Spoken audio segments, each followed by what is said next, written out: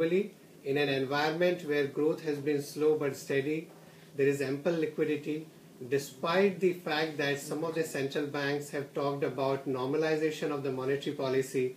Still the liquidity has been in abundance and investors have been buying equities, which has positively impacted Indian markets also.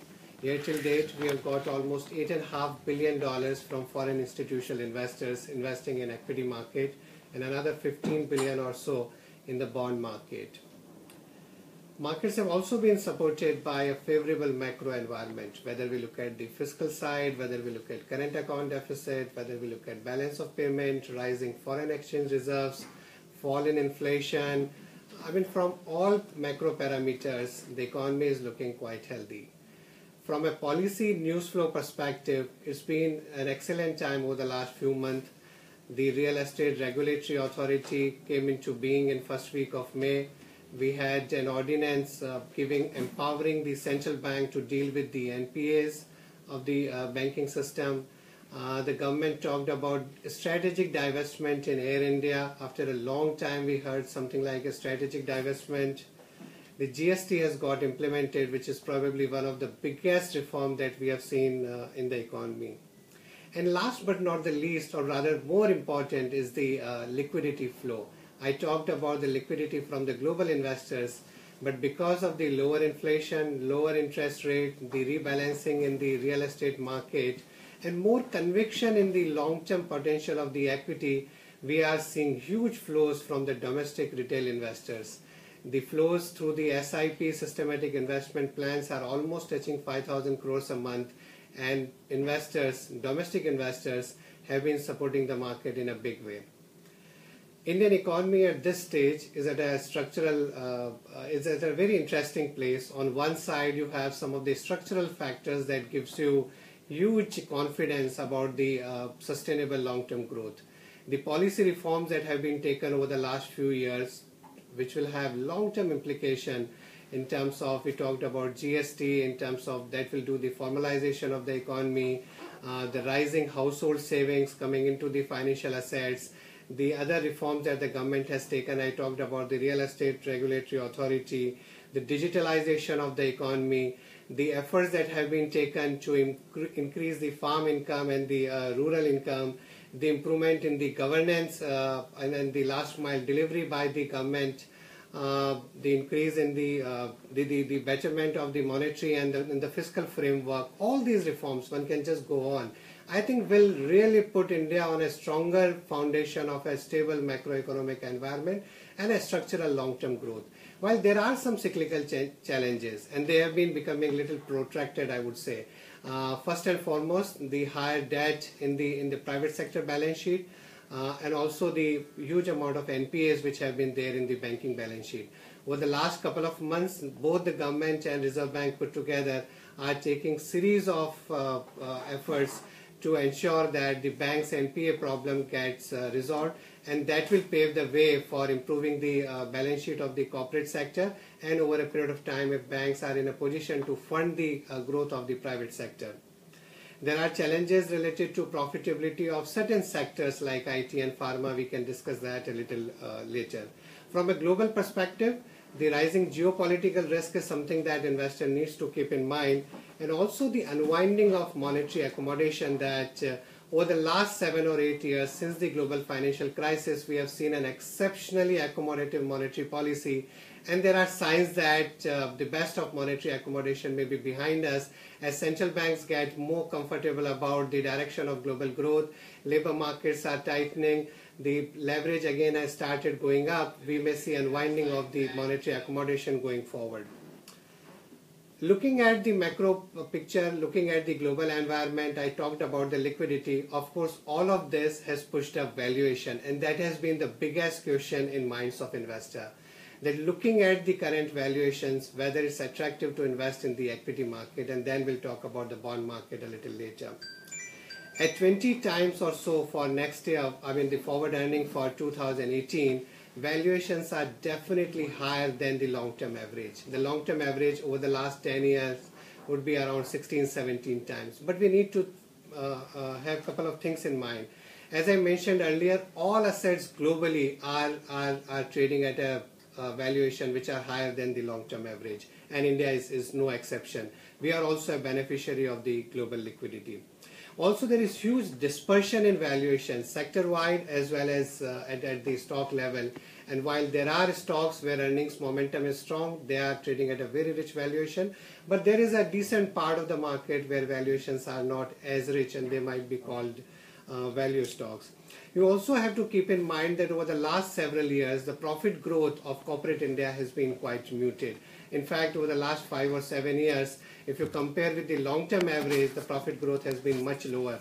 And if you look at corporate profit as a percentage of GDP, or if you look at EBITDA margins and return on equity over a longer-term basis, the corporate profits have been very low. And the markets are expecting that over the next couple of years, that's likely to change. I'll spend some time on that. Over the last few quarters, every quarter markets expect that corporate profitability has bottomed out, but the downgrade cycle is just continuing. In one quarter, you have some sectors getting impacted by demonetization. Sometimes it's the NPA provisioning by few banks. Sometimes it's because of the IT and pharma companies that I talked about earlier. Sometimes, for 1 or 2 years, because of the poor monsoon and the rural economy, some consumer companies were impacted. At an aggregate level, the corporate profit growth has not been close to what was anticipated a year or 2 years back. One way to look at it, over the next couple of years, looking at the huge capacity within the corporate India, in next couple of years, as the cyclical recovery gathers steam and the economic recovery becomes better, as the capacity utilization improves, and because of all the efforts that have been taken by the government and the corporate sector, if the overall costs remain under control in next few years, so whether it's your raw material cost, whether it's your energy cost, whether it's your labor cost, interest cost, transportation, real estate, rentals, everything, if they remain under control, then as your top line starts growing faster, there could be a possibility that as the top line grows, there is a possibility that your bottom line grows faster. That has been the expectation of the equity market at the current valuation. One more way to look at it at the current valuation is that if India is likely to have a 4% consumer price inflation, which the Reserve Bank and the Government of India are so committed about, then there is a case for lower cost of equity. And with so much of domestic liquidity flows, which are quite likely to remain sustained both from the retail side as well as the institutions like Provident Fund, then there is a case for lower equity risk premium. So if the equity risk premium and cost of equity are lower, if interest rates remain low on a sustained basis, then there is a case for higher valuation also. And we have seen this happening in some of the other parts of the world. Having said that, I must say that one of the imperative for the market to sustain these valuations and deliver good returns over the next few years would be the return of corporate profitability. Corporate profits have to grow at a decent rate to sustain these valuations and deliver good returns to the equity investor. One thing I would like to highlight is that there is a part which is cyclical in nature, as let's say if industrial recovery takes place, if the overall economic recovery gathers steam, if some of the sectors which are going through certain challenges like banking, which is providing more for the NPAs today, those cyclical challenges would be over in some time. But a part of it could be structural in nature. There are so many technological disruptions that are happening that can impact profitability of some of the sectors. And this could be one of the reasons that in last few years, some of the mid and small caps have delivered far better returns than some of the large cap companies. I think smaller companies which are more nimble, which are more agile, are trading at a larger premium than some of the large caps. Of course, having said that, in last couple of years, in fact, we have been mentioning that mid and small caps can deliver better returns than the large cap. But I think the valuation differential has increased quite a bit, and our view currently is that there is higher margin of safety in the large cap space. Of course, India is a stock picker's paradise that we keep saying, and there is always potential to generate alpha by identifying good companies in the mid and small cap base. But at an aggregate level, the large caps have higher margin of safety compared to the mid and small cap in the mid and small cap space.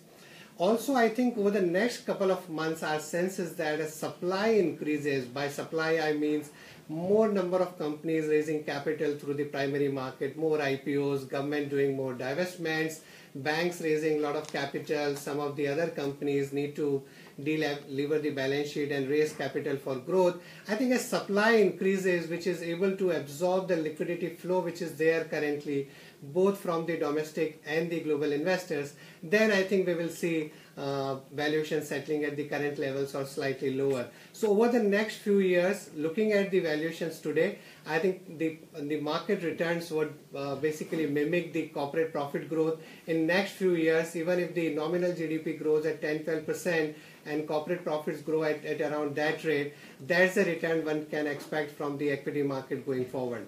I would hasten to add that equity markets don't deliver returns in a linear fashion. You may have a period where corporate profits lag, you may have a period where valuations are ahead of the fundamentals, and when the profit growth comes, the returns could be lower. Maybe we are in one of those periods because of the global environment, because of the policy news flow, because of the stable macro environment, because of the valuations. Valuations have run slightly ahead of the fundamentals, but one needs to take a long-term view on the Indian equities market, that over a long period as economy grows, corporate profits, even if they grow at around 12% or so, one can expect those returns from the equity market. I'll take few minutes on the bond market. I think over the last couple of months, particularly on the food side, inflation has surprised on the downside. I mean, looking at the recent number of 1.5% on CPI, but over the next few months, consumer price inflation, according to us, is likely to remain at around 4%. Over the next couple of quarters, we believe that it's likely to remain around 4%. If you look at the global commodity prices, particularly food and oil, you look at the contained MSP increases, minimum support prices of the food commodities, a very decent monsoon, very good sowing. Looking at all this, the inflation is likely to remain contained. Looking at the overall growth inflation dynamics, we believe there is a small window of rate cut, policy rate cut by the RBI. We expect a 25 basis point rate cut in the August policy. Also, I think from a demand-supply dynamics perspective, looking at the the yield differential and a stable currency, we have seen almost $15 billion of flows from the global investors, which has also supported our bond market. So from a growth and inflation dynamics perspective, if we expect a policy rate cut, the bond markets are also looking attractive at this stage. At this stage, I would like to invite our Head of Research, Anup Upadhyay, who also manages our multi-cap fund. Over the last several years, the fund has done very well, and it is run on a very interesting philosophy and process. And Anup can add more words on our SBI multi-cap fund. Thank you. Hi, everyone. Yes.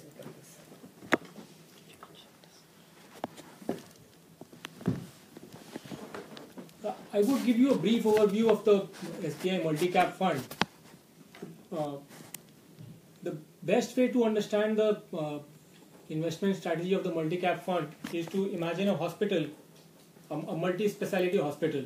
There are, when we go to a multi-speciality hospital and with, say, any problem and we get admitted, we don't have a general physician assessing all the different organs of the body that have a problem.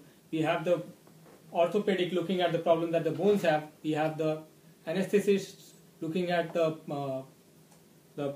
way in which, the best way in which the patient can be administered anesthesia, and you would have the surgeon doing the surgery, and so on. So in the multi-cap fund, we have put together a team of sector specialists who look at the best portfolios that can be constructed for their individual sectors. The entire intent, the whole and soul of the strategy is to avoid taking large sector allocation calls, avoid taking large macroeconomic calls, and focus on stock selection. So, for example, the financials analyst focuses on putting together the best stocks in the financial sectors that should be represented within the larger weight that the financial sector occupies in the benchmark. So, for example, welcome to Unified Conferencing. You are the first person to join the conference. You can continue. For example, the weight of the financial sector in the benchmark is 30%. So the internal investment template restricts the team of sector specialists from increasing the weight on the sector beyond 32.5% and cutting it beyond 27.5%.